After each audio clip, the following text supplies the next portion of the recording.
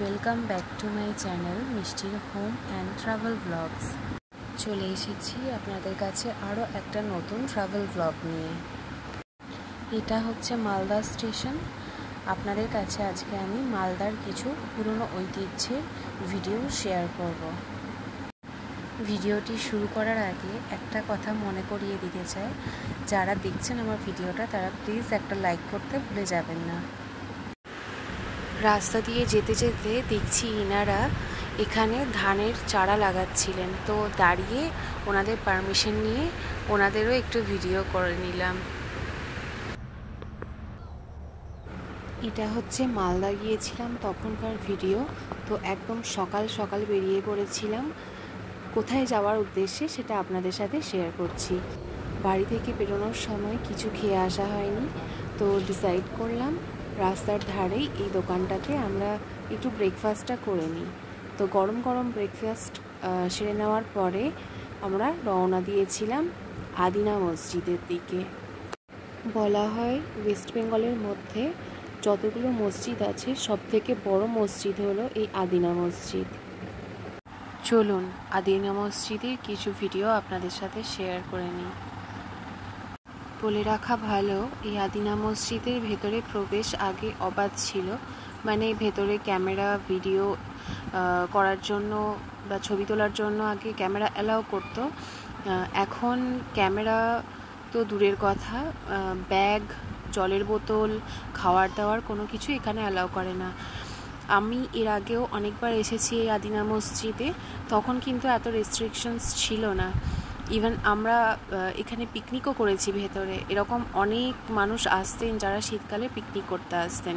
মসজিদের ভেতরে সবাইকে প্রবেশ করতে দেবে, কিন্তু সমস্যা হচ্ছে নিজের দায়িত্বে না ব্যাগ, জলের বোতল, ক্যামেরা, মোবাইল সবই বাইরে কোথাও রাখার নিজেদেরকে ব্যবস্থা করতে হবে গেটের বাইরে। মানে এখানকার ম্যানেজমেন্টের দায়িত্বে যারা আছেন ওনারা দায়িত্ব করে ব্যাগ, মোবাইল বা আরও জরুরি জিনিসপত্র এগুলো ওনারা দায়িত্ব নিয়ে রাখবেন না। তো এটা একটা বড় সমস্যা। তো আদিনা মসজিদের কিছু পুরনো ভিডিও আমার কাছে ছিল, সেগুলোই আমি আপনাদের সাথে শেয়ার করলাম। এর বেশি ডিটেল আমি শেয়ার করতে পারবো না, কারণ পুরনো আরও অনেক ভিডিও সেগুলো আর নেই। যেটুকু ছিল সেটাই শেয়ার করে নিয়েছি।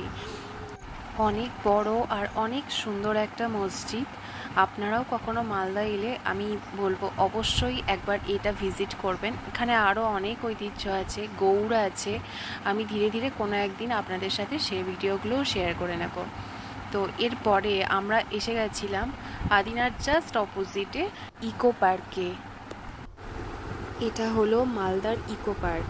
কলকাতার ইকো পার্কের মতো অত ঝাঁচকচকে না হলেও মালদার ইকো পার্কও খুব একটা খারাপ না। তবে হ্যাঁ, তাদের কাছে বেশি ভালো লাগবে যারা প্রকৃতিকে অনেক বেশি রকমভাবে ভালোবাসেন, আর প্রকৃতির সঙ্গে যারা একান্ত আপনভাবে সময় কাটাতে চান তারা অবশ্যই মালদার ইকো পার্কটাকেও কখনো ভিজিট করতে পারেন। এই পার্কের চারিদিকে শুধু গাছ আর গাছ, আর খুব হাওয়া দিচ্ছিল এই দিন। আর এই যে এখানে অনেক সুন্দর সুন্দর ছোট্ট ছোট্ট প্রজাপতি উড়ে বেড়াচ্ছিল।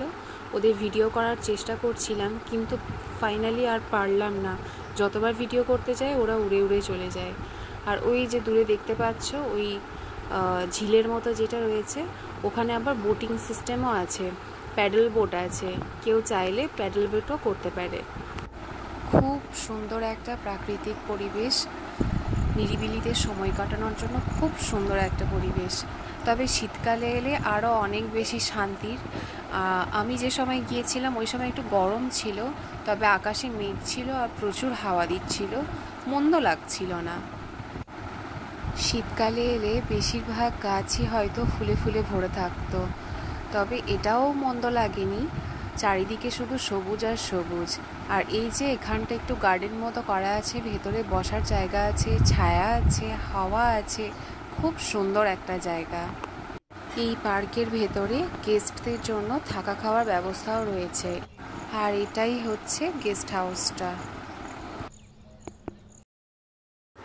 ওই যে দূরে গেটটা দেখা যাচ্ছে ওটা হচ্ছে ইকো পার্কের প্রবেশ পথ, আর এটা গেস্ট হাউসটা। পার্কের ভেতরে এই পরিষেবাগুলো আপনারা পেয়ে যাবেন, এখানে ডিটেল দেওয়া আছে। এরপরে পৌঁছে গিয়েছিলাম ইকো পার্ক থেকে সামান্য দূরত্বে অবস্থিত এই একলাখিতে। এখানে একলাখির ডিটেল দেওয়া আছে।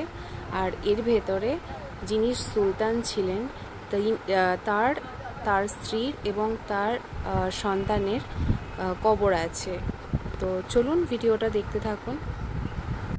এটা একলাখির বাইরের পোর্শনটা, খুব সুন্দর কারুকার্য, তাই এইদিকে ভিডিওটাও আপনাদের সাথে একটু শেয়ার করে নিলাম।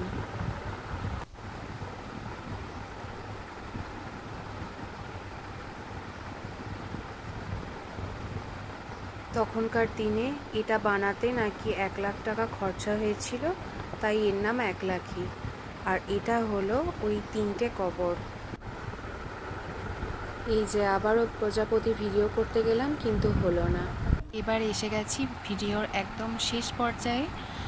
মালদার আরও অনেক ঐতিহ্য আছে, আমি ধীরে ধীরে আপনাদের সাথে ইনশাল্লাহ শেয়ার করে নেব। ভিডিও শেষ করার আগে আবারও বলে যাব, যদি ভিডিওটা আপনাদের একটু ভালো লেগে থাকে তাহলে অবশ্যই লাইক, কমেন্ট, শেয়ার আর সাবস্ক্রাইব করতে কিন্তু ভুলে যাবেন না। আমার এই ভিডিওটি দেখার জন্য আপনাদের সকলকে অসংখ্য ধন্যবাদ জানিয়ে ভিডিওটা আজকে এখানেই শেষ করলাম।